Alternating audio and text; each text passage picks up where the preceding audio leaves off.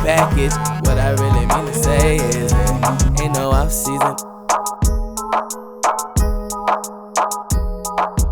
Hello YouTube, welcome to No Off Season Media, and today we got some crazy 8 picks to go over for week 11 of the NFL season. Who would have thought we would have been this far into the NFL season, especially what's going on with COVID. But also, there's some NBA news coming around. A lot of free agents got a little bit destinations that they're going to. A lot of new ways that players are going to. It's a lot, just... But also, before I even start this whole thing, don't forget to leave a like. Now, you can leave a dislike if you want to. Hey, I ain't going to be mad. It's whatever to me. I'd rather get, understand if you guys love the channel, if you guys hate it. Also, don't forget to comment. I would love to answer your sports-related questions. And also, don't forget to subscribe and click the notification bell on the side. It will notify you whenever I post a new video. But let's get it started with this because, as I said, we'll start with the crazy 8 picks.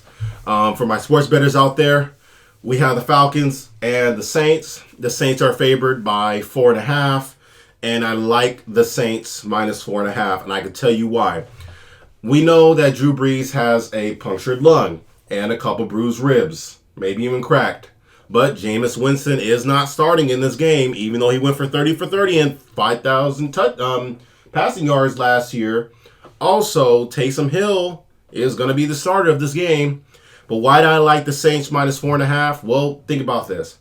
The Falcons have not been well defensively. We have seen that. They blow too many leads. They have gotten back on track since that Vikings game. And the Saints, they came off their biggest win against the Bucs 2 weeks ago. Then Drew Brees got injured against the 49ers. And now they're kind of finding the groove. Sean Payton is actually changing the whole dynamic of the offense.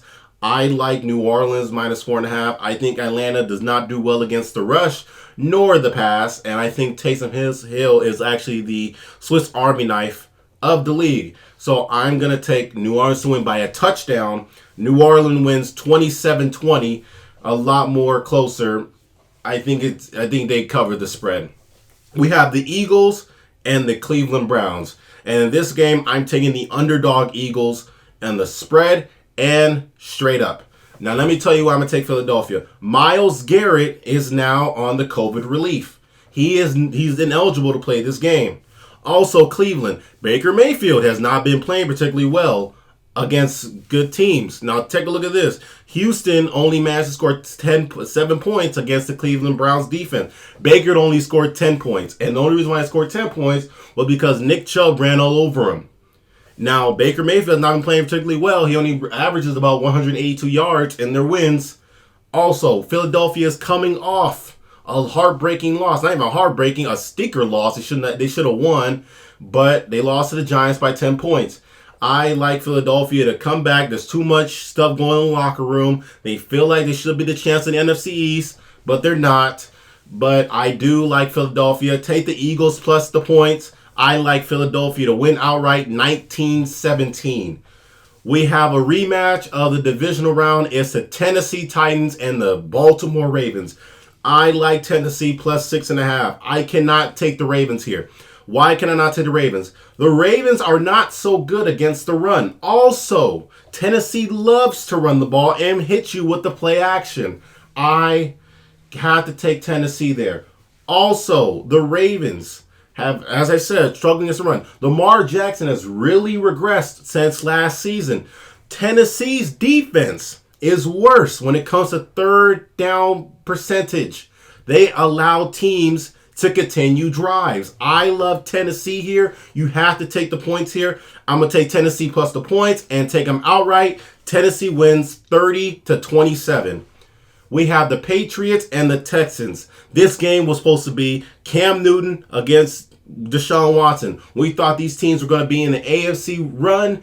Looks a lot more different now. Patriots are still trying to find their groove. The Texans, new head coach, don't know what they want to do. Deshaun Watson, you have J.J. Watt. They don't know exactly what they want to do as far as head coach. But here, I'm going to take New England minus 2.5. New England has been running the football significantly well, and they try not to turn over the ball. When they try not to turn over the ball, that's how they win games. Also, the Houston Texans rush defense is not great. They're 32nd in the league. There's 32 teams in the league, so that means they're last. Also, they're not good particularly against the pass. They're not good against play action, especially with J.J. Watt. He's getting a lot more older. I like the Patriots here, and plus New England is coming off their biggest performance against the Baltimore Ravens. They beat the Jets, beat the Ravens. I think they beat the Texans here. They went outright 26-20. They continue what they have to do. We have the Miami Dolphins with Tua Tagovailoa going to Denver. Now, a lot of bettors are taking the Broncos as underdogs. I'm actually going to take Miami. This might be Tua's first cold weather game here. And also, what you have to take a look in for, Drew Lock has not been playing particularly well after the Chargers game. He has 1 touchdown and 5 interceptions. Awful in the last couple games. Also, Tua has been playing a lot more better after the benching of Ryan Fitzpatrick.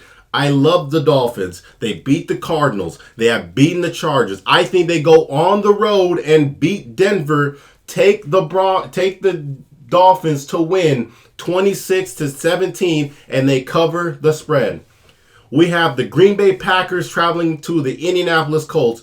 Everybody is taking the Packers. Do not take the Packers. I like Indy.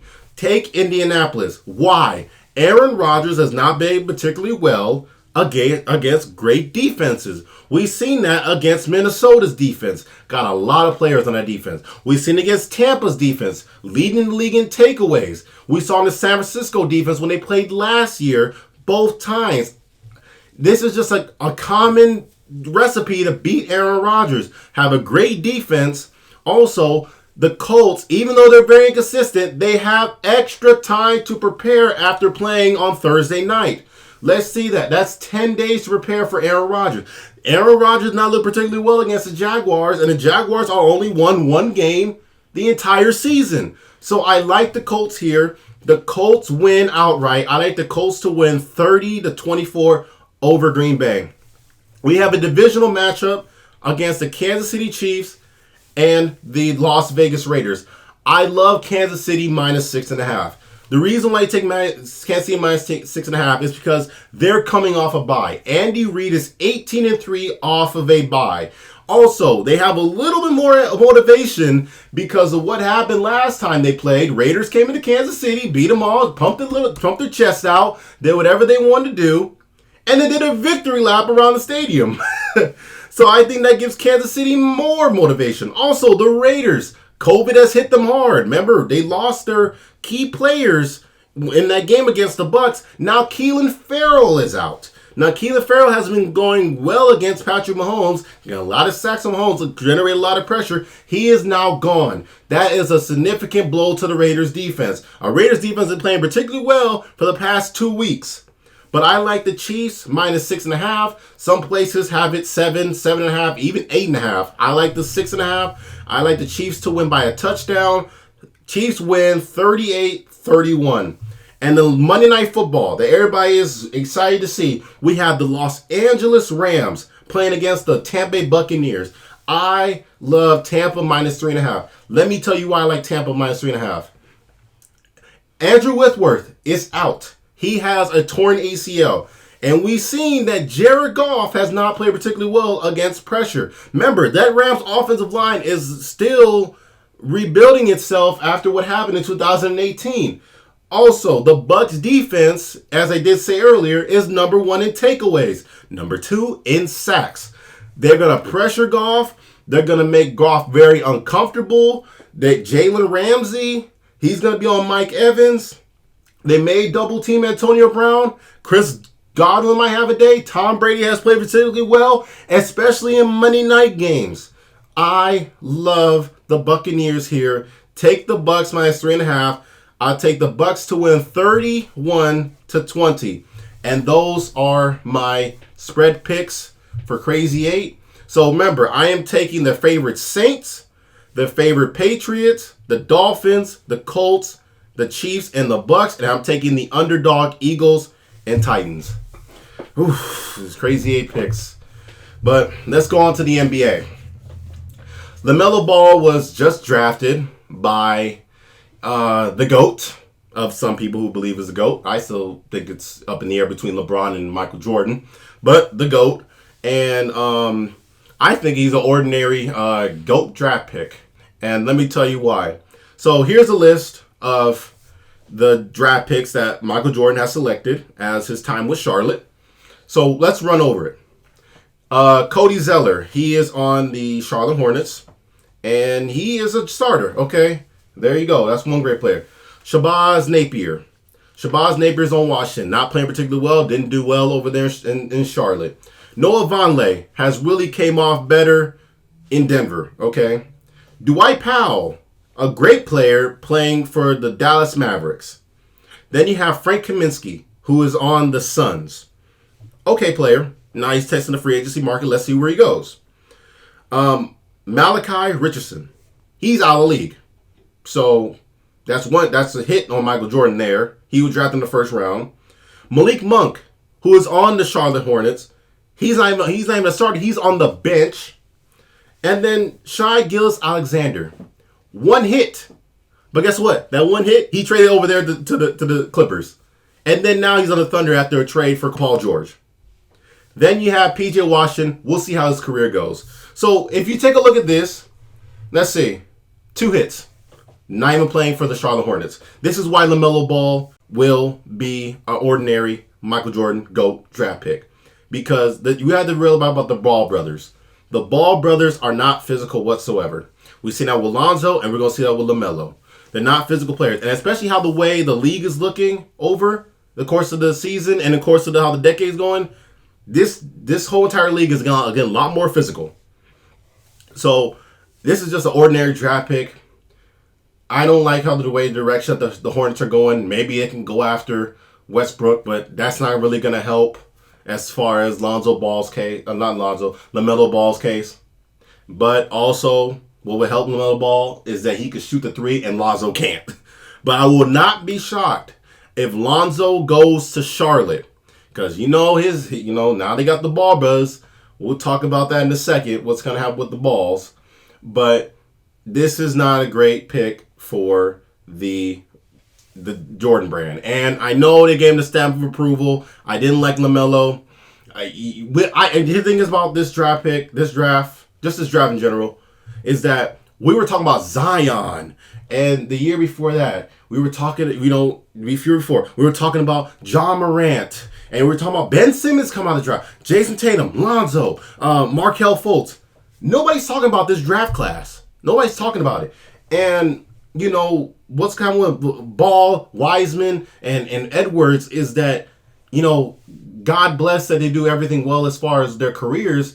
But I think they're developmental players. Every draft is developmental, but they're not as developmental as Zion. Not developmental as Joel Embiid or a Ben Simmons or a Jason Tatum or even Markelle Fultz or even Alonzo Ball. Kyle Kuzma back when he was great. We haven't seen the developmental players that we haven't seen before. So this is an ordinary draft pick, and I think this is a bad draft. Why do you think a lot of teams were trading out of this draft? Because it was not a great players. But speaking about a great player, yet again, a consecutive season where Klay Thompson gets injured. And it was last year, it was an ACL. Now this year, it is an Achilles injury. And this is not looking good for the Warriors whatsoever. We do know they got Kelly Oubre. That he is not Klay Thompson. We know that. But then yet again, the Warriors are going to miss a lot of pieces, especially. The Warriors, if they had Klay, I think they would be a 6 to 7 to 8 seed, maybe even a 5 seed. But now, to what's going on with Steph, he hasn't been consistently healthy. I think that the Warriors are the 10th best team. And let me put up my Western Conference power rankings right here. Lakers are going to be 1. Obviously, they just came off the championship. Denver 2, Clippers 3, Portland 4, Dallas 5, Utah 6, Phoenix 7, Houston 8. Houston, we don't know what's going to happen with Houston. We'll get to them later. Memphis, Golden State 10, then the Spurs, then Sacramento, New Orleans, Oklahoma City, and then Minnesota. This is not where my playoff rankings are because this is just based off of who I think who has the best team, and missing Klay, and especially how it could, we don't know how long Curry's going to be on the court for, and especially with Draymond has been kind of regressing. I think the Warriors are the 10th best team. Wiseman does help them. It does. But I think these 9 teams ahead of them are better than Golden State if they were playing on a neutral court. But there's number 8 Houston. And let's talk about Houston, right? So Houston and is making things a lot more uncomfortable, right? So there's a report. Rockets are willing to make things very uncomfortable for James Harden and Russell Westbrook. And then here's another report that just came out because Harden's supposed to go to the Nets, right? We're supposed to talk about that. Harden's going to go to the Nets. The Nets are going to win the championship. They're going to finally beat LeBron. No, that's not going to happen. The Nets are not interested in trading their future for one franchise player. So what does that mean? Where is Harden going to go? Well, KD's been pulling a lot of strings for him and Kyrie to bring Harden in here. Let's say Harden doesn't go to 76. Let's say the Harden doesn't go to the Nets. Let's just say that. Harden's going to go to the 76ers. And I don't know who they're going to trade away because, they're not going to give up Ben Simmons and they're not going to give up Embiid. But let's say that the 76ers is going to work. Harden's going to stay in Houston for 2 more years. And he has the option to opt out of his options or whatever. He has the last year. But Harden is going to be in Houston. Westbrook might leave. But Harden's going to stay there. They're not going to, listen, they're taking phone calls. They're doing whatever they want to do. Take phone calls or whatever. But they're not going to trade Harden for some basic players. And they're not going to trade him for picks because we don't even know what's going to happen in the NBA as far as these young stars coming in. So Harden's a generational talent. Boston was calling up about Harden for some reason. I don't know why they called him Harden. They declined. They didn't want to pick him up. Sounds crazy, but it did happen. So I don't know exactly what's going to happen with Harden. Because Harden, he fits Houston. You're not going to win a championship in Houston, but you're the franchise player for Houston. And I don't see him going to Brooklyn. I don't, because Brooklyn's not going to give him LeVar, Dinwiddie, and Allen. They're not going to do that. And future picks. They're not going to do that. They're not going to ship the whole farm for James Harden. And especially, what are you going to do with Kyrie Irving? Are you going to trade Kyrie to the Rockets for James Harden? It could be possible. You have a franchise player, but then, Kyrie Irving always gets injured. So I think Harden will stay with the Rockets. I don't see him going to Brooklyn. It's come a lot more clear. After that report was from Brooklyn Nets saying that they're not interested in trading for Harden and giving up the whole entire farm for him, I don't know what to make of the Nets. Then I think the Nets are fine how they are. They got Shamet. They got him in the draft. I think the Nets are fine. The Nets are fine without Harden. But let's go back to the GOAT. And also, we are finally gonna get a one-on-one with LaVar and Michael Jordan. Now, y'all think I may be trolling, and I'm not trolling. I think LaVar could beat Michael Jordan. And let me tell you why. So, let's take a comparison. LaVar is 53. Michael Jordan is 57. That's a 4 age gap different. Think about that. LaVar's younger. So, LaVar has a little more agility than Michael Jordan. Also, let's think about their careers. Michael has lost 3 first-round games. LaVar has lost none. 0. Also, let's talk about how the dynamic is, how the way they're physically. Okay, LaVar is 263 pounds and 6'6". Jordan, he is 216 pounds and 6'6". So the height's about the same, right? The height's about the same. But where LaVar gets the edge in is that he's a lot more heavier than Michael Jordan. Also, what does that mean? LaVar could body up against Michael Jordan. And what do you mean? He could probably dunk on Michael Jordan. Stop it. Get some help. I'm just saying, not taking a shot at the GOAT, not taking a shot at him. But let's say LaVar was the president or even command center of the Charlotte Hornets. LaVar would draft way better players than Michael. I gave you that list. You saw the crying Jordan in the background. That's how Charlotte Hornet fans are. They are the Charlotte crying Jordans. They will be called the Charlotte Balls because LaVar Ball is going to run the entire franchise better than Jordan. So is Jordan actually really the GOAT? Or should it be LaVar? Because I think LaVar will do a lot more better than Jordan. Keep in mind, LaVar is a lot more younger than Jordan. He has no first round losses in his career, if he even played the NBA. And also, he can body up and probably dunk on Michael Jordan as the way it is. If they play 21, I am taking LaVar. I may sound crazy. Maybe you sound crazy. But I think that LaVar will win. But I want to thank you guys so much for watching No Off-Season Media. I enjoyed you very much. It's been fun, special. If I don't see you guys again, happy Thanksgiving. I know it's been a tough time, especially what's going on with COVID. And, don't forget to like or dislike the video, whichever you guys want to do. Y'all trolls out there, y'all want to always troll me. But don't forget to comment. I would love to always answer your sports-related questions. And also, don't forget to subscribe. And also, hit the notification bell on the side and alert you when I post a new video. This is Amari Jackson. I am signing off. I'll catch you guys later. Peace.